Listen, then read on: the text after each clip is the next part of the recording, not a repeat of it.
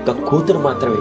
ఈరోజు అబ్బాయిలు ఏదున్నా కూడా పెద్దగా వాళ్ళు ఎమోషనల్ గా స్ట్రాంగ్ ఉండి అవతల అమ్మ బాధపడతారు, నాన్న బాధపడతారు, పెద్దగా పట్టించుకోరు. కానీ ఒక్క కూతురు మాత్రమే అటు భర్తతో ప్రేమని, భర్తతో బాధ్యతని అన్ని చూసుకుంటూ, ఇటు పుట్టింటి వాళ్ళ అన్ని విషయాల్ని తను బ్యాలెన్స్ చేస్తూ ఎంత లోపల మదన పడుతుందో. ప్రతి అమ్మాయి ఎవరైతే పెళ్లి చేసుకొని వచ్చారో అటు భర్త మాట కాదనకూడదు, ఇటు పుట్టింటి వాళ్ళని వెనకేయకూడదు, మొత్తం కలిపి చేస్తూ నిజంగా hats off to all the women those who are balancing this thing.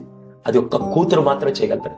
అందుకే ఆడపిల్ల పుడితే లక్ష్మీదేవి అని అందరూ అంటారు. కానీ అదృష్ట దేవతనో లేకుంటే ఇలా మహాలక్ష్మి పుట్టిందంటే, మహాలక్ష్మి అంటే కేవలం డబ్బుతో మాత్రమే కాదు, ఆ తండ్రికి కుటుంబానికి జీవితాంతం ఆనందాన్ని పంచే ఒక అమ్మాయి అని చెప్పంటారు. చెప్తుంటే కన్నీళ్ళు ఆగలేదు.